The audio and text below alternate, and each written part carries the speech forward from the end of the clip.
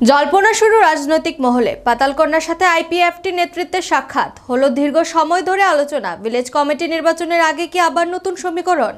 IPFT ও পাতালকন্যা কি আসতে চলেছে একই মঞ্চে? আলোচনা কিন্তু শুরু হয়েছে রাজনৈতিক মহলে। মহারাষ্ট্রের বিধানসভা নির্বাচনে ভাজপার বিশাল জয়। এটা কুশাভাও ভবনকে আনন্দ দিলেও স্বস্তি দিতে পারছে না। মহারাষ্ট্রের জয়ের প্রভাবে রাজ্যের দলের সাংগঠনিক শক্তি বৃদ্ধি পেয়ে যাবে এমনটা মোটেও সম্ভব নয়। দলের সংগঠন পর্বের প্রথম দফা চলছে। মুখ্যমন্ত্রী নিজ বিধানসভা কেন্দ্রের কয়েকটি বুথে ও বুথ কমিটি পুনর্গঠন হয়েছে। স্বচ্ছতা বজায় রেখে কমিটি করার ওয়েদা থাকলেও কতটা কি হচ্ছে তা বিতর্কের বিষয়।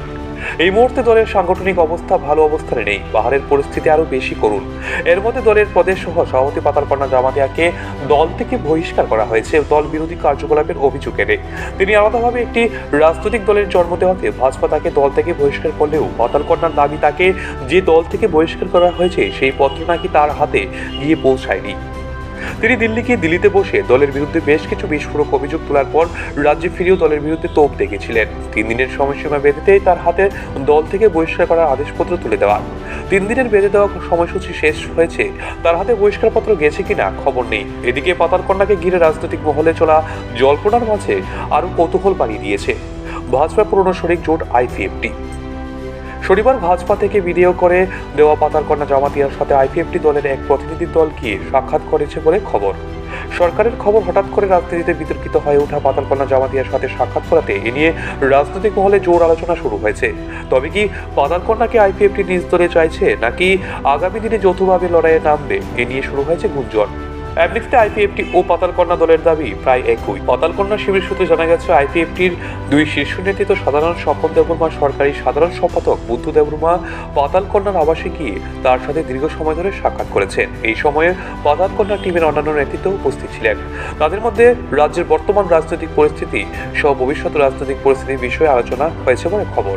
সরকার শরিক আইপিএফটি দলের নেতৃত্ব ভাজপা থেকে বহিষ্কৃত হওয়ার নেত্রীর সাথে যোগাযোগ তৈরি করা এবং সাক্ষাৎ করাকে নেহাতেই সাক্ষাৎ বলে মানতে রাজি নয় রাজনৈতিক মহল। এই সাক্ষাৎ পুরোদস্তর রাজনৈতিক সম্পর্কে মাখানো বলে অভিমত রাজনৈতিক মহলের মতে গোটা রাজ্যে ভাজপার বর্তমান সাংগঠনিক পরিস্থিতি কোন পর্যায়ে আছে সেটা ক্ষতি দেখছে না দল। সংগঠন পর্বের প্রথম দফায়ও চলছে স্বচ্ছতার নামে জল মেশানো। পাহাড়ের দলের সাংগঠনিক কাঠামো ভেঙে পড়েছে, সমতলেও অনেক অঞ্চলে নিভু অবস্থায় চলছে সাংগঠনিক শক্তি। এই অবস্থায় পাতালকন্যার বহিষ্কার ও তার সাথে আইপিএফটির সাক্ষাৎ বিষয়টি একেবারে অবজ্ঞা ভরে দেখার মতো নয়। এমনিতেই পাহাড়ের আইপিএফটি তাদের সাংগঠনিক শক্তি বৃদ্ধির চেষ্টা চালাচ্ছে। তীব্রতার সাথে ভাজপার জোটবন্ধনের পর আইপিএফটির গুরুত্ব কমে গেছে ভাজপার কাছে। এ নিয়ে আইপিএফটির অন্তরেও ক্ষোভ রয়েছে। আইপিএফটির কর্মীরা তো দূরের কথা, দলের নেতারাও শাসক দলের নেতা হিসেবে কেউ কাছে মূল্য পাচ্ছে না। ভাজপা কৃপাপ্রার্থী হয়ে থাকতে হচ্ছে। এ নিয়ে ক্ষোভ রয়েছে যথেষ্ট। তবে কি পাতালকে সাথে নিয়ে পাহাড় রাজনীতিতে ফের পুরনো মেজাজে ঘুরে দাঁড়াতে চাইছে আইপিএফটি, তা সময় বলবে। রাজনৈতিক মহলের মতে শরিক নির্ভর নয়, ভাজপাকে অস্তিত্ব টিকিয়ে রাখতে সংগঠনের দিকে নজর দিতে হবে। দলের প্রকৃত সৈনিকদের যদি ফের গেরুয়া শিবিরে সক্রিয় করতে না পারে, তাহলে হয়তো ভবিষ্যতে ভাজপাকে এই রাজ্যে অন্য কোনো দলের শরিক হয়ে থাকতে হতে পারে। নিজস্ব প্রতিনিধি রিপোর্ট, এশিয়ান টাইমস।